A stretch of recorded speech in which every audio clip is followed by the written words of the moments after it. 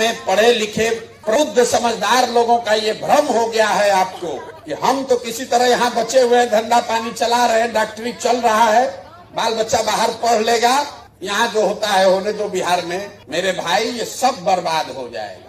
हम गांव में देखते हैं बहुत प्रसिद्ध लोग, बड़े लोग, बड़ा बड़ा घर बनाया है, खंडहर हो गया, सब बाल बच्चा चला गया। अगर आप ये सोच रहे हैं कि हम तो इससे बढ़िया है, सहरसा में घर और बन गया है, धंधा बिजनेस चल रहा है, बेटा बेटी बाहर सेटल हो गया, कभी कभी साल में आप जाके घूम के आते हैं, मेरे भाई आपका भी जड़ खत्म हो जाएगा। पलायन का दंश सबको डसेगा। इतने फर्क है कि गरीब का लड़का मजदूरी करने जा रहा है, आपका लड़का बाहर पढ़ने और नौकरी करने जा रहा है, जा तो दोनों का लड़का रहा है।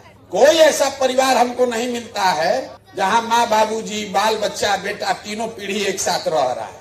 अगर आप नहीं जगिएगा, अगर आप अपने आने वाले पीढ़ी के लिए कुछ नहीं कीजिएगा तो आपके बाद आपका नाम लेने वाला भी यहाँ कोई नहीं बचेगा। बंगलोर में और अमेरिका में, दिल्ली के किसी फ्लैट में बहुत बड़े आदमी है तो फार्म हाउस में आपका बच्चा रह सकता है, लेकिन आपका जो अभिमान है, आपकी जो जमीन है, आपका जो जड़ है, वो नहीं बचेगा।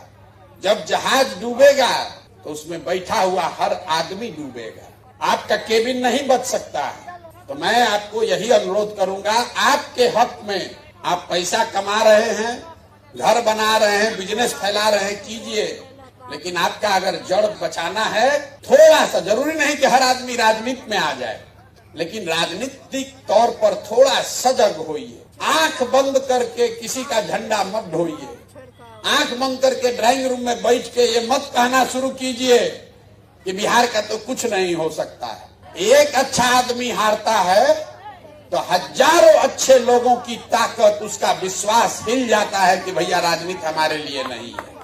इसलिए कोई अच्छा आदमी खड़ा होता है तो आपकी इतनी जिम्मेवारी है, उसको एक ही वोट आपका है, कम से कम उस एक आदमी को तो वोट दीजिए। आप कह रहे कि जीत नहीं रहा, अरे भाई जीते हारे तुम अपना एगो वोट तो उसको दो, इतनी जिम्मेवारी तो आप अदा कर सकते हैं। लेकिन आप भी सोच रहे कौन सरकार बनाएगा, हमारा वोट कहीं बर्बाद ना हो जाए। अगर हर आदमी यही सोचेगा कि कौन सरकार बनाएगा तो जितना लुटेरा लंपट है वही सरकार बना रहा है, उसी को आप वोट दीजिएगा।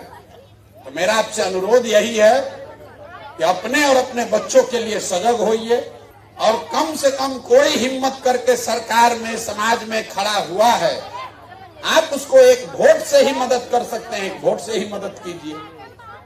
पैसा आपका नहीं चाहिए किसी को, लेकिन कम से कम एक बार इतना तो कीजिए कि भाई हमारा एक वोट बर्बादे सही लेकिन इस आदमी को देंगे।